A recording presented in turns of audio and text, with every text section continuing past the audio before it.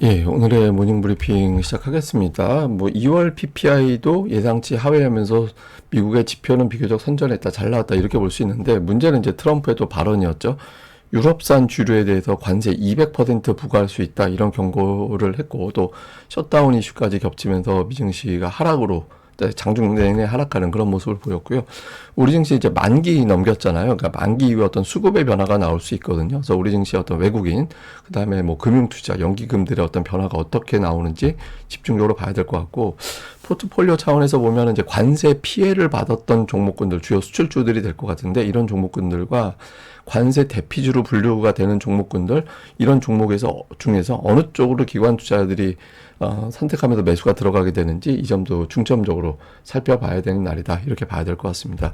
우선 이제 미증시는 오늘 많이 빠졌습니다. 나스닥 거의 2% 가까이 하락을 했는데, 업종으로 보면 유틸리티 빼놓고 다 빠졌어요. 그리고 낙폭도 그렇게 적다라고 보기에는, 작다라고 보기엔 좀 어려웠죠. 그래서 전체적으로 관세라든가 셧다운에 대한 어떤 걱정, 이런 것들이 시장을 끌어내리는 이제 그런 역할을 좀 했다라고 봐야 되는데, 뭐 내용들을 좀 정리해 보면, 트럼프가 이제 유럽산 와인 뭐 주류에 200% 관세 부과하겠다. 이게 이제 유럽에서 미국산 위스키에 관세 부과한다라고 했잖아요. 그러니까 여기에 대해서 하루 만에 바로 관세 부과를 한다라고 선언을 했고, 그리고 또 뭐 인터뷰, 언론과의 어떤 그 기자들의 질문에 대해서 자신은 이제 관세 정책이라든가 상호 관세에 대해서 물러설 생각이 없다, 또 강경한 어떤 입장을 다시 한번 밝혔거든요. 그리고 베센트 장관 같은 경우는 최근에 주식시장이 좀 흔들리고 있잖아요.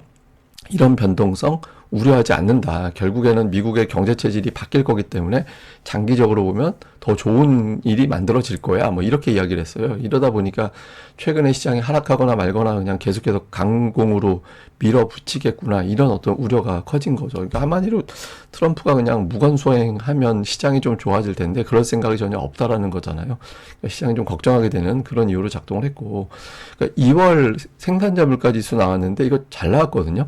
예상보다 낮게 물가는 낮게 나오면 지금은 좋은 거죠. 낮게 나왔는데 세부 항목에 대해서 좀 걱정스러운 품목들이 있었어요. 그래서 이 점 때문에 좀 지표가 잘 나왔다라고 그대로 이제 해석하지 못한 상황이고, 이건 잠시 또 설명을 드릴 겁니다.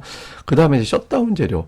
예, 그러니까 미국에 이제 예산안이 편성이 되고, 그 예산안이 승인이 돼야 이제 돈을 쓸 수 있잖아요. 근데 그게 승인이 안 되면 돈이 없어지게 되는 거죠. 그러면 돈을 못 쓰게 되면은 뭐 이제 몇몇 시설이 문을 닫아야 되고, 일부 공무원들은 월급을 못 받게 되고 급여를 못 받게 되고, 이런 상황이 생기는 거잖아요. 주말 사이에 그렇게 될 것 같다, 그러니까 이런 걱정이 되는 건데, 보통 셧다운 그렇게 길게 가진 않는데 이번에는 이제 관세라는 걱정이 되고 있는 시국에 셧다운이 더해지게 되면 상황이 또 어떻게 전개될지 모르겠다, 그러니까 이런 걱정이 된 겁니다. 그래서 이 재료가 겹쳐지면서 지수의 낙폭이 더 커지는 그런 형태가 된 겁니다. 뭐 증권사들은 최근에 나오는 증권사들 이렇게 분석가들의 어떤 뭐 코멘트 보면 한 3대1 정도 비율, 한 3은 좀 안 좋다, 그 1은 이제 바닥이야, 뭐 이런 정도 비율이거든요. 오늘 뭐 파이퍼 샌들러 같은 경우는 정책 불확실성이 해소되기 전까지 주식시장이 추세적으로 회복되긴 어렵다, 이렇게 분석을 했고요. 반면에 이제 JP 모건은 최근에 증시에 자금이 유입되고 있고, 그 다음에 이제 주요 펀드들의 리밸런싱이 단행이 되면서 아마 매수가 시작이 될 거다, 최악의 조정은 끝났을 거다, 이렇게 또 주장을 하기도 했습니다. 근데 오늘은 뭐 트럼프 발언에 이제 많이 집중을 했던 것 같습니다. 근데 생산자 물가 지수는 잘 나왔어요. 심지어는 그 전월 대비 마이너스, 근원 같은 경우는 마이너스까지 났거든요. 그래서 근데 원래 PPI는 그렇게 시장에서는 아주 중요하게 보는 데이터는 아닙니다. 근데 어쨌든 예상보다 낮게 나왔기 때문에 좋은 호재가 되지 않을까라고 이제 시장에서 생각을 했는데, 세부 항목을 좀 뜯어놓고 보니까 PC, 연준에서 제일 중요하게 보는 건 PC입니다. 근데 PC에 적용이 되는 항목들, 예를 들어서 뭐 항공 비용이라든가 아니면 의료 비용이라든가 이런 것들이 지난달에 비해서 플러스로 돌아선 거예요. 그래서 이렇게 되면 물가, 가장 연준에서 중요하게 본다라는 PC 물가는 높게 나오지 않을까, 이렇게 또 걱정을 하게 된 거죠. 그래서 PPI는 좀 잘 나오긴 했지만 투자자들이 그대로 안심하기에는 좀 데이터들이 애매했다, 이렇게 평가가 돼서 이 자체는 그렇게 호재가 되지는 못하는 그런 상황이 됐고요.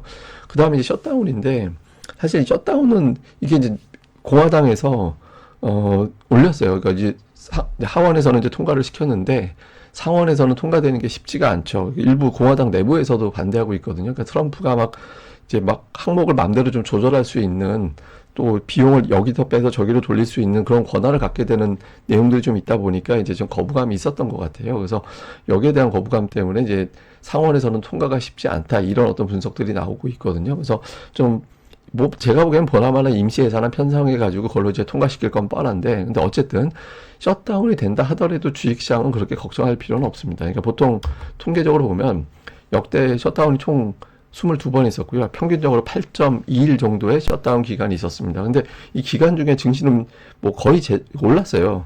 올랐고 최근에 15번의 셧다운으로 한정해서 보면 12번 오르고 3번 빠지는 정도였거든요. 그리고 셧다운이 종료된 다음에 1년 이후에 봤더니 주식시장은 평균 12.7% 올랐다. 그래서 이 자체에 대해서는 그렇게 크게 걱정할 사안은 아닌데, 그리고 트럼프 1기 때 셧다운 3번 있었거든요. 근데 그때 역대 최장 34일 동안 기록이 있어요.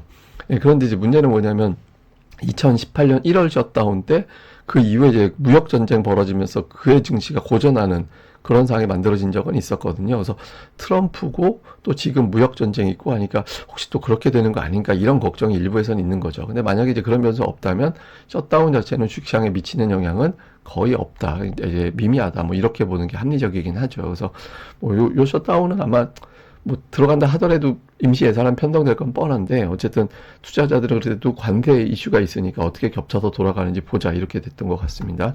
오늘 뭐 시가총액 상위 종목 대부분 다 하락을 했는데, 보면 우선 이제 인텔이 오늘 많이 올랐거든요. 그러니까 CEO가 임명이 되면서 이에 따라서 향후에 경영 관련된 불확실성이 또 경영 관련된 결정할 수 있는 사람이 생겼으니까 정상화될 거다 이런 기대감으로 급등을 했고요. 애플이 오늘 많이 빠졌는데, 블룸버그에서는 더 이상 안전한 투자처가 아니다. 애플은 그 이후로는 AI폰 도대체 언제 제대로 나올 거냐. 그래서 AI폰 나오기 전까지는 판매가 그렇게 호조 보이기는 어렵다라는 게 있고, 그다음에 중국 관련된 노출도가 높은 기업이다 보니까 관세에 대해서 부담이 될 수 있다 이런 주장을 했고요. 그리고 오늘 올라간 종목 중에 달러 제네럴, 달러트리 이런 종목군들이 올라갔는데, 달러자 들어가는 판매점이 대체로 이제 저가 할인품점이잖아요. 이제 관세 때문에 향후에 가격이 비싸질 수 있으니까 그렇게 되면 소비자들이 싼 가격을 이용할 거다. 그러니까 이런 매장들이 호조를 보이지 않을까? 그래서 이제 이런 종목들이 올라갔고요. 테슬라는 아무래도 이제 관세가 부각되면 불정적으로 변할 수밖에 없죠. 왜냐하면 이제 머스크에 대한 거부감이 또 높아지는 그런 계기가 되기 때문에 테슬라 주가는 또 이런 날은 또 부진하게 되는 이제 그런 상황이 만들어진다. 이렇게 봐야 될 것 같습니다.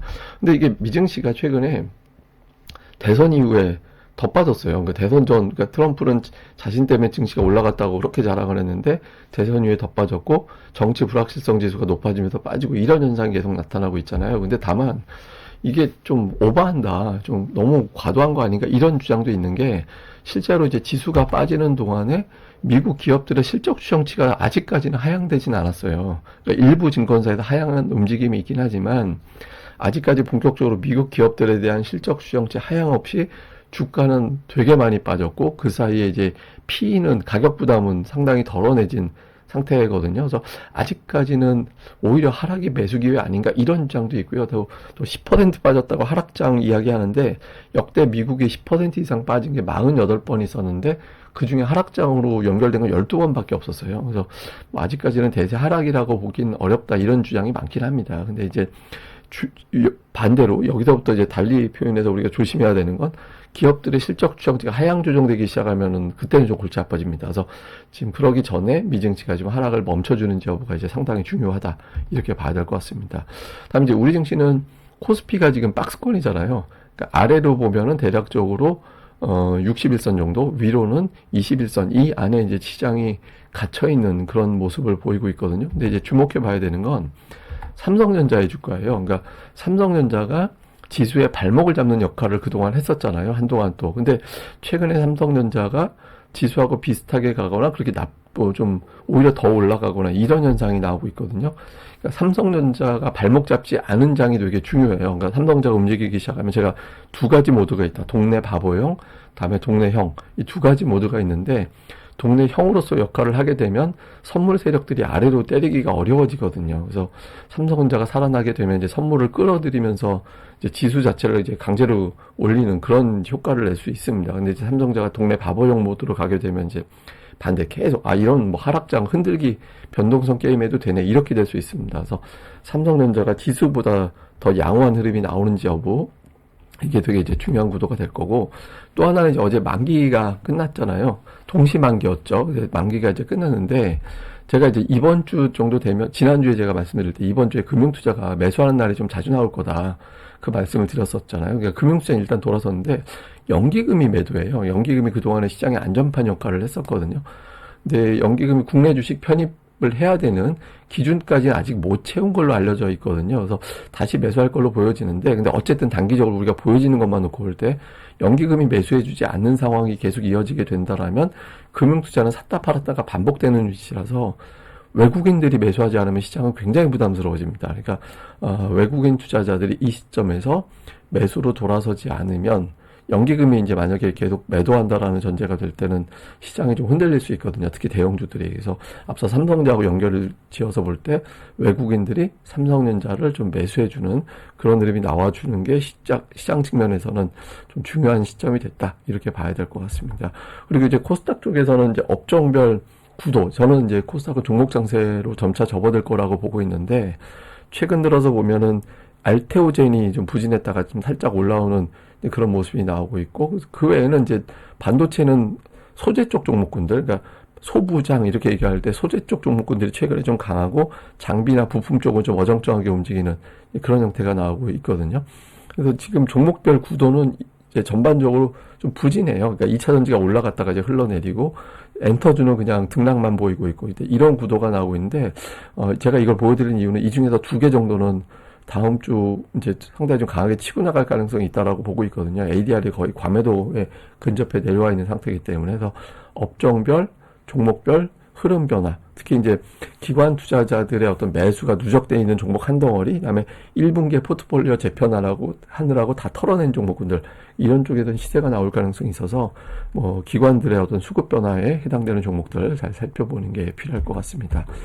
자, 이제 관세와 셧다운이 동시에 이제 부각이 되는 상황이 됐거든요. 그래서 근데 이제 관세가 워낙 반복되고 있고, 유럽의 주류 관세 부과한다고 그것 때문에 우리 시장이 엄청나게 타격받고 또 그러진 않거든요. 그래서 뭐 이거에 대해서 너무 과도하게 이제 볼 필요는 없습니다. 근데 어쨌든 해외 쪽 재료는 좋은 건 아니죠. 예, 좋은 건 아니기 때문에 이제 조금 부담이 된다라고 봐야 되고, 근데 우리는 제가 보기엔 정치 일정이 더 큰 이슈가 될 것 같거든요. 그래서 지금 헌법재판소에서 어떤 일정이 잡힐 가능성이 있고, 그 과정에서 이제 주식시장 그 뉴스 나올 때마다 이제 출렁거릴 거예요. 근데 그 출렁거림 속에서 외국인들이 어느 쪽으로 빌드업을 하는지, 이 부분을 좀 봐야 될 것 같습니다. 그러니까 선물 옵션을 어느 쪽 방향으로 쌓아가는지를 좀 집중적으로 봐야 될 것 같고, 연기금이 만약에 매도로 전환되는 건지 여부도 확인이 필요한데, 만약에 매도가 된다면 외국인들이 대형주에 대해서 어느 쪽으로 줄을 서게 되는지가 상당히 중요합니다. 그러니까 올해 외국인들이 아직 매수를 안 하고 있는 상태이기 때문에 특히 이제 좀 불안해질 수 있잖아요. 근데 외국인들이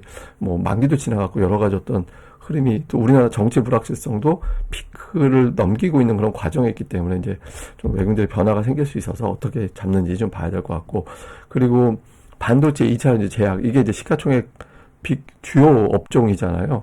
그러니까 이런 업종 중에서 기관 투자자들의 매수가 어느 쪽으로 들어가게 되느냐. 그러니까 이 부분도, 그러니까 주도주와 주포가 있을 때 시장은 올라갑니다. 그러니까 그런 구도를 이 종목군들이 만들어낼 수 있는지, 그러니까 코스닥, 코스피 다 양쪽 다 시가총액 상단 종목에 해당되는 거니까 이 종목군들의 동향 좀 잘 봐야 될 것 같습니다. 자, 오늘 제가 보여드릴 건 이제 코스닥 그 분기 차트예요. 근데 제가 이걸 아마 그 전에 한번 보여드리면서 1분기 코스닥 시장 괜찮을 거다 이렇게 말씀을 드렸었잖아요. 근데 그 또 하나가 뭐냐면 60분기 선까지 빠지게 되면 웬만하면 2분기는 연속해서 올라가는 경향이 있습니다. 그러니까 근데 그렇게 올라가지 못했을 때가 코로나 터졌을 때, 코로나 터졌을 때 올라가지 못하고 그때 엄청나게 한 번 더 급락했는데, 결국에는 그 이후엔 이제 3분기 연속해서 올라가는 그런 초강세가 나왔잖아요. 근데 어쨌든 이 분기 차트 이탈하고 나서 첫 번째 양봉이 나왔는데, 확률적으로 보면은 만약에 경기 침체 국면으로 간다라면 다른 얘기가 되겠지만, 그렇지 않다라면 상반기까지는 코스닥에선 종목 장세가 나타날 가능성이 높거든요. 그래서 지금 코스닥의 어떤 지수의 흐름이라기 이런 거보다는 종목의 어떤 구도, 수급 변화 이런 것들에 더 집중해 보는 게 어떨까. 그래서 지금 기관 외국인들의 어떤 종목 수급 이 부분을 조금 더 집중하고 살펴보는 그런 구간으로 활용하는 게 좋을 것 같습니다. 예, 또 자세한 건 또 다음 방송에서 내용을 정리해 드리겠습니다. 오늘 이 방송 구독하기 그리고 좋아요까지 꼭 좀 부탁드립니다. 감사합니다.